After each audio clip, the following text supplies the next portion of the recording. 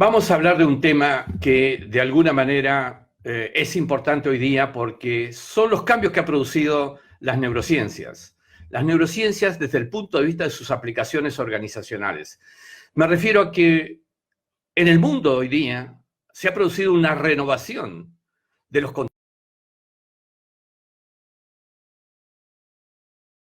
que el aporte de las neurociencias ha producido en este mundo nuevo que estamos viviendo.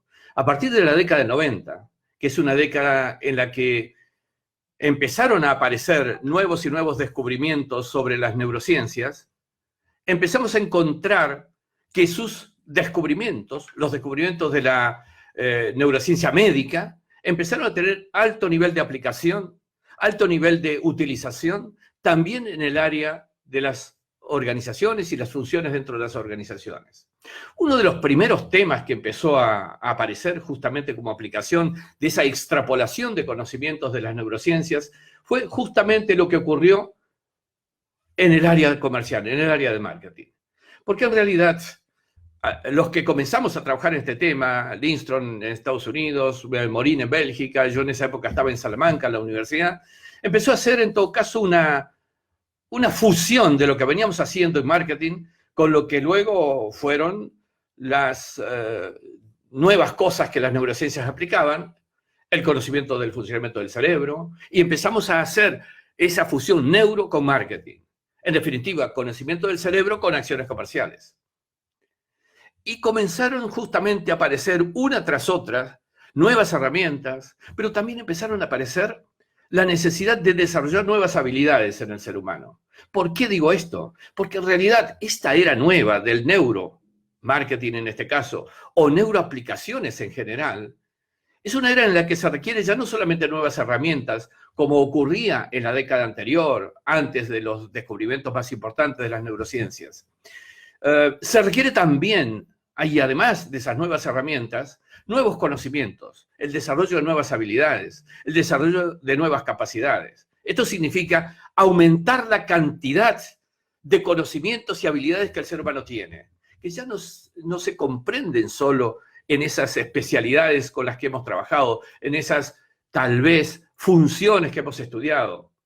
Ya no solamente hay que estudiar elementos de marketing, ya no solamente de finanzas, ya no solamente de personal. Hay que estudiar funcionamiento del cerebro. Y funcionamiento del cerebro del interlocutor. Sí, claro, en neuroliderazgo del integrante del equipo, en neuromarketing del cliente, del comprador, pero también del propio, del líder en su caso, del especialista de marketing en el suyo.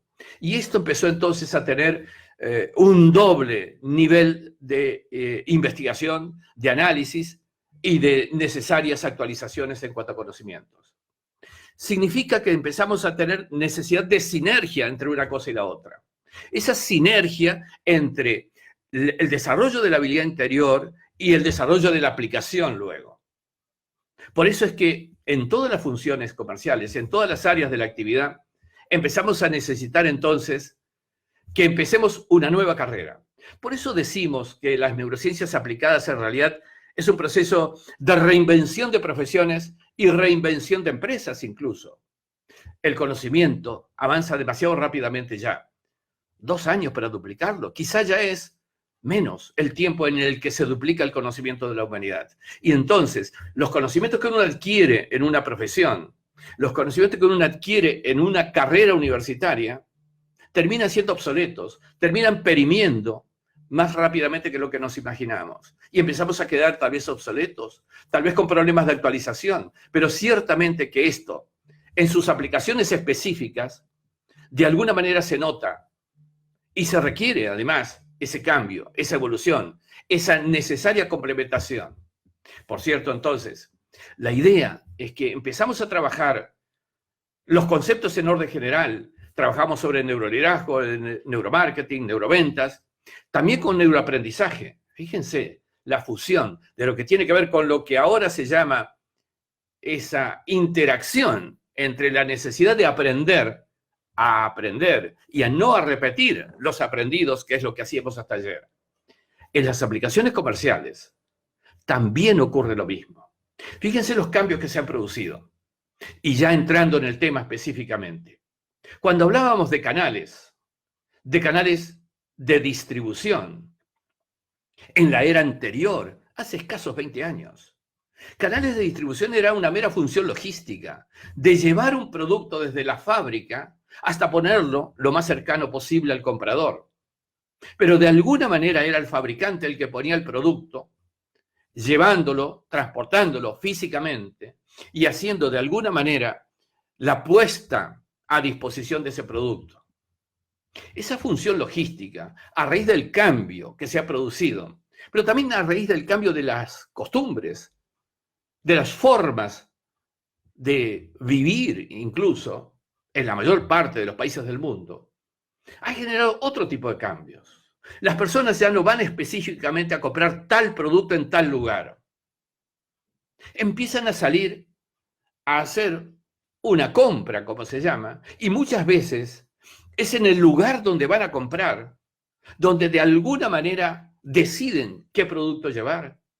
Y no solamente qué marca de cada producto, sino a veces qué producto. Se estima que ya no menos del 30% de la compra que una persona, una familia hace en su ida de compras, ese 30% en plus es algo que no tenía previsto comprar cuando fue.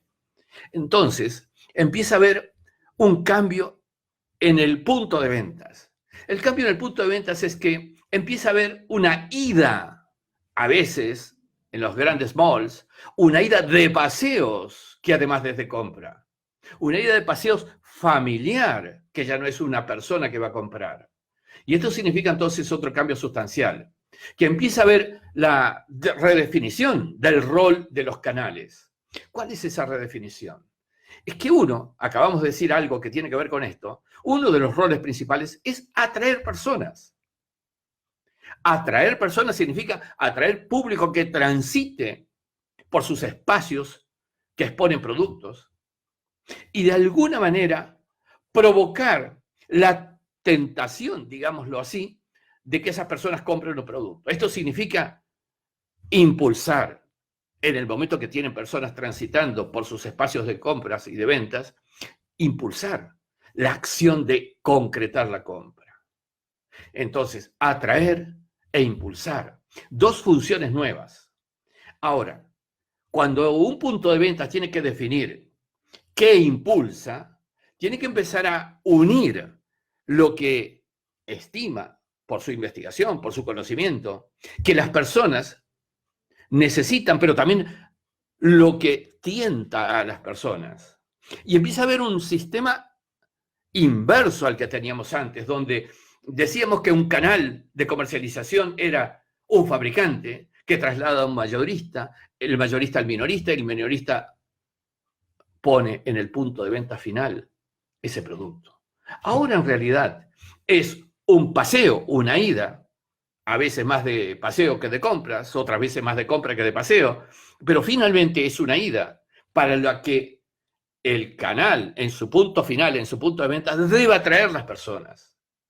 Y de alguna manera esa atracción de las personas requiere que además empiece a seleccionar qué productos, independientemente del fabricante, son los productos que más van a tentar y decidir a ese comprador en ese paseo para recibir de alguna manera ya no solamente una decisión de compras, que es una función principal, sino para que esas personas sigan sintiéndose atraídas a volver a ese lugar. Esto significa entonces que el rol del fabricante se transforma en un rol que tiene que ver con el final de la cadena.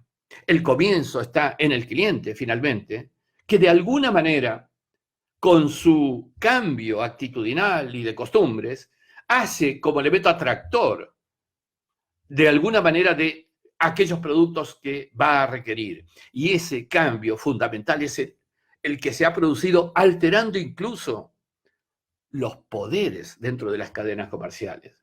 Y esto implica entonces que hoy por hoy el rol del punto de venta final termina teniendo una preeminencia porque en ese punto de venta final, allí está metido el comprador. Está metido el que en definitiva decide qué va a pasar en el resto de la cadena. Ya no es qué produzco para luego vender, sino qué es lo que se compra para luego producir. Y ese es el nuevo canal que hoy incluso hasta lo tenemos que redenominar. Que ese es el otro aspecto que yo quisiera comentarles. ¿Son canales incluso de comercialización? ¿O serán canales de comunicación con el cliente? No se olviden, la comunicación tiene un ida y vuelta. Esto significa canales en los cuales hay un atractor. Ese lugar de exposición de productos que atrae potenciales compradores. Comunicación. Y es un canal que además recibe información, mensajes de quien es atraído, diciéndole, prefiero esto, prefiero aquello, lo quiero en este momento, en este otro, en este espacio horario, etc. Eso es lo que está ocurriendo. Creo que este cambio, además, implica una redefinición, incluso, como acabo de decir, del nombre mismo. Y ahora hay algo que me parece interesante también mencionarlo, adicionalmente a lo que acabo de decir. Y ese algo tiene que ver con un aspecto.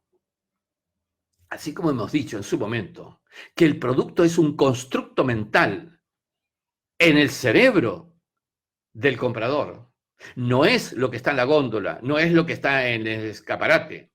Es lo que, a partir del estímulo de lo que está en la góndola o del propio vendedor, se construye por la activación de memorias que se asocian a ese estímulo que está en la góndola. Y se construye el nuevo producto, un producto intangible, un producto creado en el cerebro del cliente. Y eso es lo que importa, porque eso es lo que decide la compra.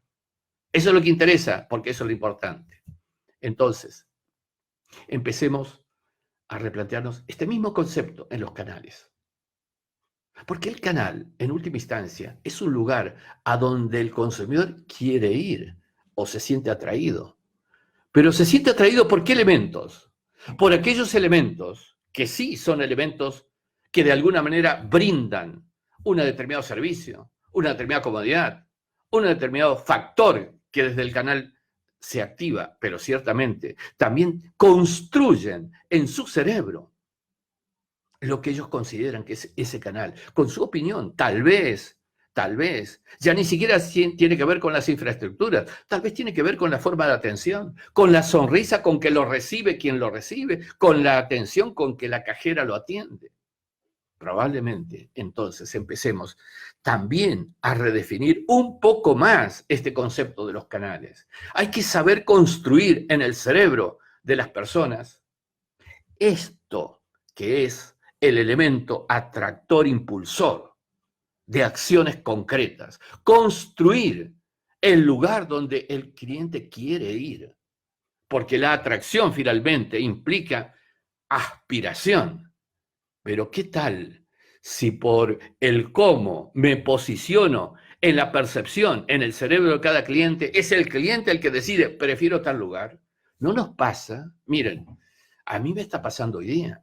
Me siento más cómodo yendo a tal lugar. La provisión de artículos, marcas es similar a las de otros, pero ya no me atraen solamente. Yo siento el impulso de ir.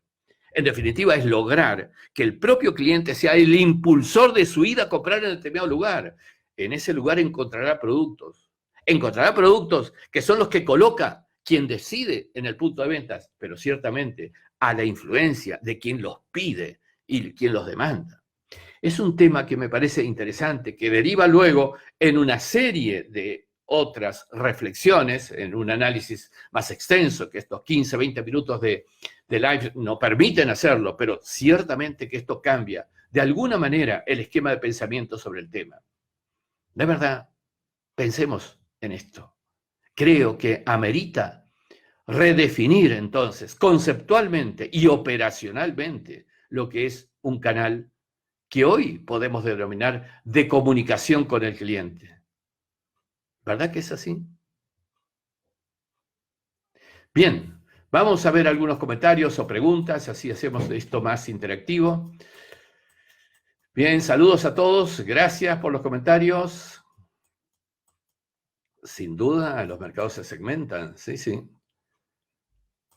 Gracias, Cecilia. Sí, estaré por allí. Bueno, ya que Cecilia lo menciona, tengo ya pocos días más en Madrid. El fin de octubre estaré regresando a Argentina. 3 de noviembre Santa Fe, 24, si no recuerdo mal, Paraná, y así otras actividades que ya irán conociendo por estos medios, ¿sí? A ver, Cristina, es dar un servicio por y para el cliente, generar atractores que impulsen al cliente a llegar a nuestro negocio. Perfecto, esa es la idea, esa es la idea. Así es con lo que debemos reinterpretar un poco lo que nos está produciendo esta nueva era. Insisto, una nueva era que vino a suministrarnos dos grandes desafíos. El primero es el desarrollo de nuevas habilidades para entender de qué se trata, pero además para desarrollar las habilidades de operar en esta nueva realidad. Y el segundo son la aparición de nuevas herramientas, que son nuevas herramientas para cualquiera sea la aplicación. Herramientas que te permiten redefinir las cosas. Ejemplo, yo sé que más de uno ha pensado, ¿y esto cómo se mide? Cuando he dicho ya no hay más productos tangibles, son todos intangibles. Por cierto, son todos intangibles porque todo se construye en el cerebro del cliente y es donde se decide comprar o no comprar. Con lo cual, de nada sirve que aquí tangible haya un teléfono móvil y que yo lo puedo tocar, que me hace ruido. No, eso no es lo importante es que para comprarlo yo he generado aquí adentro un concepto que no tiene que ver con este aparatito de comunicación telefónica, tiene que ver con un montón de cuestiones que hacen a mi vida y tal vez a mi tarea, pero también a mi concepto, a mi percepción. Los disparadores de memoria más propensos si el canal evoca sus mejores satisfactores, sin duda Harold, por cierto, pero estamos trabajando en una realidad en la que de alguna forma se ha reestructurado, rediseñado en función de lo que estamos diciendo. Bueno, hay algunos temas importantes, por lo que dice María José, que también influyen en este proceso, y es el hecho que, a ver, hasta poco tiempo atrás decíamos que el mercado era el lugar donde se intercambiaba la oferta y la demanda y se formaban los precios. Un lugar físico de intercambio, el mercado. Es el lugar al que fluían ofertantes y demandantes de productos. Pero por cierto, eso también dejó de existir ya, porque hoy el mercado no está en ese espacio geográfico que ya no existe como lugar como era antes. Yo hoy recibo información ya no solamente de quien me ofrece un producto, sino por las vías comunicacionales, por internet, por este equipo, por este otro equipo, recibo todo tipo de información, aún de productos de países muy lejanos, que quizá nunca llegarán esos productos a mi lugar donde puedo disponer la compra efectiva, pero dos cuestiones, lo puedo pedir Amazon mediante o cualquier otra empresa, o aunque no llegue el producto, me influye aquí adentro. Por eso el mercado está en este juego de interacción entre información de productos, calidad de productos y precios que aquí adentro juegan. Y eso es lo que está ocurriendo. De alguna manera, eso también es un factor de reducción de gente que va a malls. Miren, muy práctico y concreto el ejemplo. Siempre que he estado en Madrid he ido a las librerías más conocidas, ustedes lo saben, Casa del Libro, etc. Además, tengo mi editorial aquí en España. Una de mis editoriales. La otra es Granica en Argentina. Pero, por cierto, hoy por hoy, es que en realidad me resulta más cómodo a través del ordenador acceder a una página web y pedir el libro. Y me lo traen a mi casa al mismo precio. Entonces empieza a reducirse por un montón de razones este acceso a lugares de compra. Bien. Exactamente, Yasser. Mucha de la experiencia, es lo que acabo de decir, empieza en las redes, en Internet. Y esto es lo que de alguna manera hace a la decisión. Porque finalmente yo voy a comprar ya con la información. Se está reinventando esta era digital, esta era de la comunicación sin fronteras y sin límites. Está cambiando realmente la forma de vivir, la forma de ser, la forma de trabajar. Bien, señores, ¿qué tal las dudas, los comentarios? Johnny, ¿qué tal? Construir un producto en el metaconsciente del consumidor. Primero hay que construir el producto tomando en cuenta aquellas cosas que en la mente del cliente hay. Construir un producto significa construirlo a raíz de las memorias de las reflexiones, de las grabaciones, de la historia que tiene ese comprador en su mente, porque eso es lo que se activa. El producto no es lo que le ofreces, el producto es el que el consumidor construye cuando le ofreces. Esto es lo que quiero marcar como diferencia. Eso es lo que hemos visto cuando hicimos esta reunión alrededor del tema de neuroproductos. Y esto es lo que el neurocanal hoy día, o el canal de comunicación con el cliente, como le acabamos de denominar, justamente tiene que producir como concepto. Es lo que debe aparecer hoy día. Bien, ha sido muy grato estar con ustedes, discutir este tema. Estamos en el tiempo ya límite. Estos son incursiones muy breves, muy concretitas, píldoras que quiero dar de los temas, píldoras que luego meritarán un desarrollo más intenso, más amplio, pero en definitiva son píldoras. A ver, María José, no sé qué tanto se pierde el servicio de excelencia cuando se recibe por un determinado correo, porque piénsalo, la vida de las personas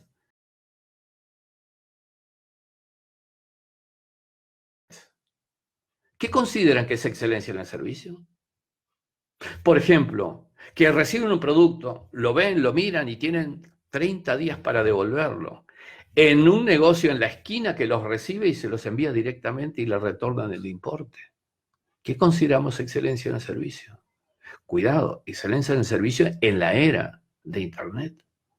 Tenemos que trabajar este tema. Es un desafío interesante. La idea es que a veces lo que en una época considerábamos servicio varía y la gente pretende otro tipo de servicio. Ese es otro tema que hay que pensarlo. Señores, gracias por la atención. Les agradezco y estaremos encontrándonos nuevamente la semana próxima. Hasta pronto.